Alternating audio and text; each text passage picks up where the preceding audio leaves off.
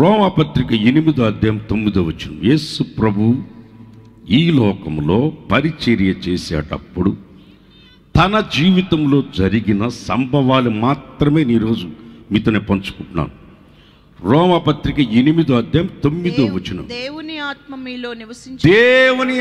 మీలో నివసించిన ఎడల మీరు ఆత్మ స్వభావం గలవారే గాని శరీర స్వభావం గలవారు కారు. ఎవడైనను క్రీస్తు ఆత్మ లేనివాడైతే ఆయన వారు మీరు కారు. క్రీస్తు మీలో ఉన్న ఎడల ఈ శరీరం పాప విషయమై మృతమైనది గాని మీ ఆత్మ నీతి విషయమై జీవము కలిగినది. చప్పట్లు కొట్టండి. నీతి విషయమై జీవము కలిగినది. ఆ తర్వాత అసలు పాయింట్ ఉంది. మృతులలో నుండి ఇక్కడ చాలా జాగ్రత్తగా వినాలి. మృతులలో నుండి యేసుని లేపిన వాని ఆత్మ మీలో నివసించిన ఎడల మృతులలో నుండి క్రీస్తు యేసుని లేపిన వాడు చావునకు లోనకు మీ శరీరములను కూడా మీలో నివసించుచున్న దేవుని ఆత్మ వలన జీవింపజేయును. తెల్లలు చెప్పండి గట్టిగా, హుషారుగా చెప్పు. మీకు అర్థమవుతాడని చెప్తాను. రారా షకీల్ కొడుకు రారా. ఈడెవరు చిన్నపిల్లలు లేరు, నువ్వే నాకు చిన్నపిల్లలాగా కనిపిస్తుంటా. దా, నువ్వు చిన్నప్పుడు చూసినావండి, ఇప్పుడు నాకంటే బలంగా ఉన్నాడు. ఇప్పుడు ప్రస్తుతానికి ఆ వాక్యంలో ఉన్న వాక్యం ప్రకారం యేసు ప్రభు అనుకుందాం. ఈయన చనిపోయి కలువరి శిలువలో సర్వలోక పాపం కొరకు ప్రాణం పెట్టి, కలువరి శిలువలో ప్రాణం పెట్టి, ఆయన గుద్దులతో గుద్దబడి, కొరడాలతో కొట్టబడి, ముళ్ళ కిరీటం పెట్టబడి, అర్థమైందా, పక్కలో పల్లెం పోటు పొడవబడి, అర్థమైందా, ఆయన్ని కలువరి శిలువలో వేలాడదీసి ఆయనలో ఒక్క రక్తపు బొట్టు కూడా లేకుండా మొత్తం మన కొరకు దారబోసాడని బైబిల్ రాసింది. దారబోసి ఆయన సర్వలోక పాపపరార్థమై మరణించి సమాధిలో పెట్టబడి, సమాధిలో పెట్టబడ్డాడు. ఎక్కడ పెట్టాడు? ఎక్కడున్నాడు ఇప్పుడు? నోలు తెరవండి, కొంచెం పెద్దగా చెప్పండి. ఇప్పుడు ఎక్కడున్నాడు? ఇప్పుడు యేసు ప్రభుని లేపింది ఎవరు? యేసు ప్రభుని లేపేవాడు ఎవరయ్యా? ఆయన దేవుడైతే. ఇప్పుడు రోమపత్రిక దాంట్లో చదివితే క్రీస్తు యేసుని చావును ఆయనని లేపిన వాని ఆత్మ, యేసు ప్రభుని లేపిన, చదువు నేను పాయింట్ చదువు కరెక్ట్గా. మృతులలో నుండి చీటి, మృతులలో నుండి ఉండు, నేను లేపలేను. ఎన్ని కేజీలు ఉండవరా నువ్వు? నేను లేపలేను బాగిని. మృతులలో నుండి యేసుని లేపిన వాని ఆత్మ మీలో నివసిస్తే మృతులలో నుండి క్రీస్తు యేసుని లేపిన వాడు చావునకు లోనకు మీ శరీరాన్ని కూడా మీలో నివసించుచున్న ఆత్మ ద్వారా ఇప్పుడు ఈయన మరణించి సమాధిలో పెట్టబడ్డాడు. ఈయన లేపింది ఎవరంటే పరిశుద్ధాత్ముడు. పరిశుద్ధాత్ముడు యేసయ్యని లేపాడు. ఇంకొక దగ్గర తండ్రి లేపాడు అని ఉంటుంది. వీళ్ళు ముగ్గురు వేరు వేరు కాదు, అర్థం చేసుకునే దాన్ని బట్టి ఉంటుంది. మిస్అండర్స్టాండింగ్ చేసుకోబాకండి. ఆయన ఆత్మని లేపాడు కనుక ఆయన లేపాడు. ఆయన లేపిన ఈ ఆత్మ మీ చావునకులోనకి ఈ శరీరంలో కూడా ఆత్మ మీలో ఉంటే చావునకులోనకి ఈ శరీరం కూడా ప్రభు ఎదురు ఆయన వచ్చినప్పుడు ఈ మట్టి కటాల్లో మహిమైశ్వర్యమైన పరిశుద్ధాత్మ మీలో ఉంటే యేసు ప్రభు ఆర్భాటంతోనూ ప్రధానంతో శబ్దంతోనూ దేవుని బుర్రతో దిగి వచ్చినప్పుడు మీరు కూడా సమాధులు తెరవబడతాయి.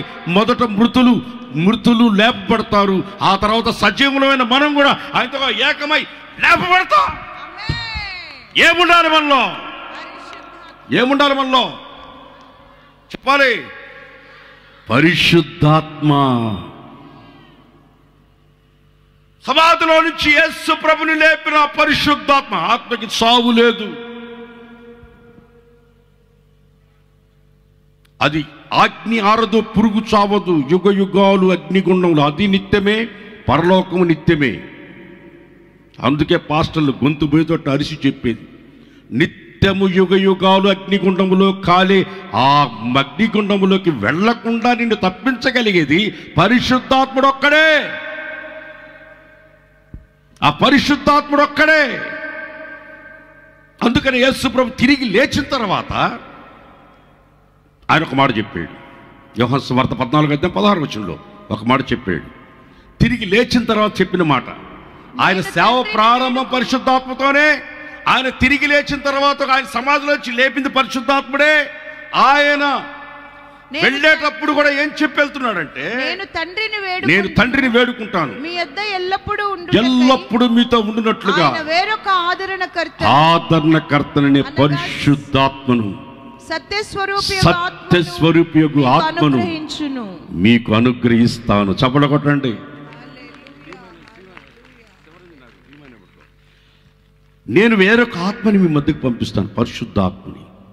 ఆ పరిశుద్ధాత్మను మీలోకి వచ్చినప్పుడు మీ బలహీనతల నిమిత్తము అతను మొరపెట్టి, ఆ పరిశుద్ధాత్మని మీ బలహీనతను మొరపెట్టి మిమ్మల్ని పరిశుద్ధపరచి నా ఎదుట మిమ్మల్ని నిలబెట్టేదానికి ఒక పరిశుద్ధాత్మని మీ మధ్యకు పంపిస్తున్నాను. వేరొక ఆదరణకర్తను పంపిస్తున్నాను మీలో ఉండుటకు. ఓల్డ్ టెస్టిమెంట్లో పరిశుద్ధాత్మ వాళ్ళతో ఉంది, న్యూ టెస్టిమెంట్లో మనలో ఉంది.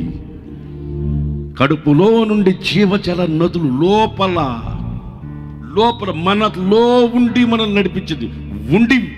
మనతో ఉండి నడిపించడం వేరు, మనలో ఉండి నడిపించడం వేరు. ఆ పరిశుద్ధాత్మను పంపిస్తున్నాడు. ఇదిగో పరిశుద్ధాత్మను మీకు ఇచ్చిపోతున్నాను.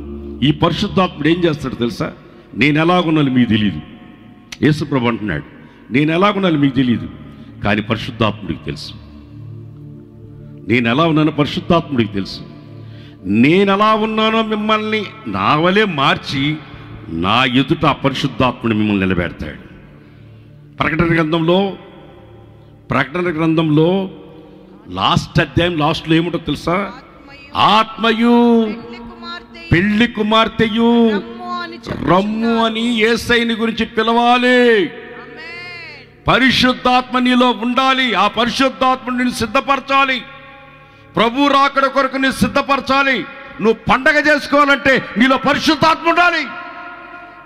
ఆ పరిశుద్ధాత్ముడు నిన్ను ఆయన ఎదుట నిలబెట్టాలి. ఆ పరిశుద్ధాత్ముడు చేసే పని నిన్ను ఆయన తీసుకెళ్ళి ఆయన ఎదుట నిలబెడతాడు. నిందారహితంగా, మచ్చ ముడత డాగు లేకుండా, కళంకం లేకుండా, పవిత్రురాలైన కన్యకగా ఒకే పురుషునికి ప్రదానం చేశానన్నాడు అపోస్తలుడైన పౌలు. ఆ ప్రభువైన యేసుక్రీస్తుకి ప్రదానం చేయబడిన నీవు కళంకమైన, మచ్చైన, ముడతైన, డాగు లేకుండా పరిశుద్ధాత్మతో పరిశుద్ధాత్ముడిని అలంకరించి సిద్ధపరచాలి. పరిశుద్ధాత్ముడిని అలంకరించాలి. ఆ పరిశుద్ధాత్ముడిని అలంకరిస్తే ఎస్తేరు మీద రాజుకు దయగలిగినట్లు ఎవరి చేతి కింద అణిగిమణిగుండి పరిశుద్ధాత్ముడికి అణిగిమణిగుండి సిద్ధపరచబడితే రాజుకి దయగలిగినట్లు నువ్వు పరిశుద్ధాత్ముడికి లోబడి పరిశుద్ధాత్మ ప్రకారం నడుచుకుంటే యేసయ్య ఎదుట నిలబడడానికి పరిపూర్ణమైన సౌందర్యాన్ని దేవునికి ఇస్తాడు. క్రీస్తుకు కలిగిన సంపూర్ణతకు సమానమైన సంపూర్ణత గలవార మగు వరకు ఆ పరిశుద్ధాత్ముడు మనలో ఉండి ఆయన రూపాన్ని మనలో రూపించి ఆయన ఎదుట నిలబెడతాడు. ఆత్మ లేనివాడు నావాడు కాదు. పరిశుద్ధాత్మను పొందకపోతే నువ్వు ఒకరోజు విడవబడతావు. రక్షించబడి ఉంటే సరిపోదు, బాప్తిసం పొందితే సరిపోదు, పరిశుద్ధాత్మను పొందుంటే సరిపోదు. పరిశుద్ధతలో సంపూర్ణత కలగాల. క్రీస్తుకు కలిగిన సంపూర్ణమైన సంపూర్ణతకు సమానమైన సంపూర్ణత నీకు నాకు కలగాల. అలా కలగాలంటే పరిశుద్ధాత్ముడే మనల్ని ఆయన ఎదుట నిలబెట్టేదానికి ఆయన ఎలా ఉన్నాడో అలా మార్చి ఆయన ఎదుట మనం నిలబెడతాడు. ప్రభా నీ వలె నన్ను మార్చు అని నువ్వు అడగగలగాల. ఆ పరిశుద్ధాత్మను నువ్వు అడగగలిగితే నిశ్చయముగా దేవుడు నిన్ను ఆయన వలె మార్చేస్తాడు.